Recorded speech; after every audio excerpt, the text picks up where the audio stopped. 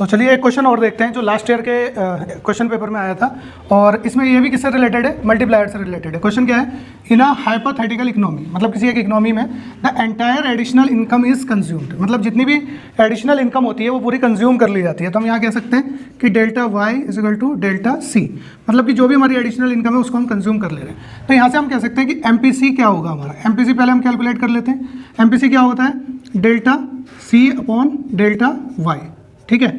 तो अब यहाँ पर हम क्या कर रहे हैं, दोनों ही इक्वल हैं, तो मैं यहाँ क्या कर सकता हूँ, delta Y upon delta Y कर सकता हूँ, क्योंकि सी और वाई दोनों इक्वल है। तो मैंने क्या किया, सी के प्लेस पर वाई की वैल्यू पुट कर दी। तो यहाँ से जब मैं इसको कैंसिल कर दूंगा, सेम यूनिट कैंसिल हो जाएंगे, तो एमपीसी की वैल्यू हमारे पास आ जाएगी 1।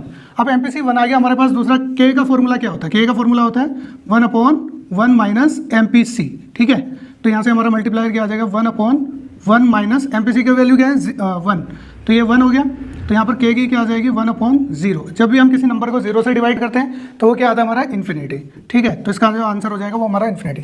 तो ऑप्शन देख लेते हैं कौन सा, ऑप्शन है डी, ठीक है। अब एक क्वेश्चन और देखते हैं, ये एमपीएस से सॉरी ये किससे रिलेटेड है, एपीएस से रिलेटेड क्वेश्चन है, ठीक है। इसमें क्या बोला हुआ है, फ्रॉम द गिवन टेबल, हमें ये पूरी टेबल गिवन है, identify the level of income where average propensity to save becomes 0। हमसे ये कह रहा है कि हमें इनकम का वो लेवल बताना है। देखो यहाँ पर क्या गिवन है, हमें इनकम गिवन है और यहाँ पर कंजप्शन गिवन है।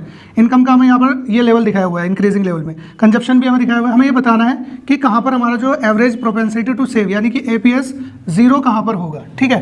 तो हमें पहले तो ये पता होना चाहिए कि एपीएस होता क्या है। सिंपल सी बात है, एपीएस मतलब एवरेज प्रोपेंसिटी टू सेव, ये होता है S/Y, ठीक है।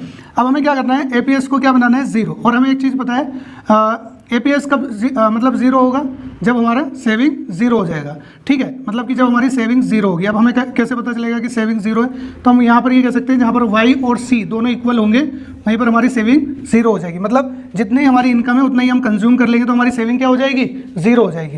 तो हम कहेंगे Y is equal to C plus S होता है, ठीक है। वाई हमारा क्या आ जाएगा, सी ऐसे ही रहेगा, एस हमारा क्या हो जाएगा 0। तो हम कहेंगे कि y और c दोनों इक्वल है। जहाँ पर जिस लेवल पे y और c इक्वल है वहीं पर हमारा एपीएस जो होगा वो क्या हो जाएगा 0 हो जाएगा। तो हम देख लेते हैं कहाँ पर इक्वल है, यहाँ पे 0, ये 50 है, और ये 0 ये इक्वल हमें इस लेवल पे दिख रहा है, यहाँ भी 100 है और यहाँ भी 100 है। तो इस लेवल पर हमारा क्या हो जाएगा, एकदम 0 हो जाएगा एपीएस। तो ये आ जाएगा हमारा ऑप्शन बी।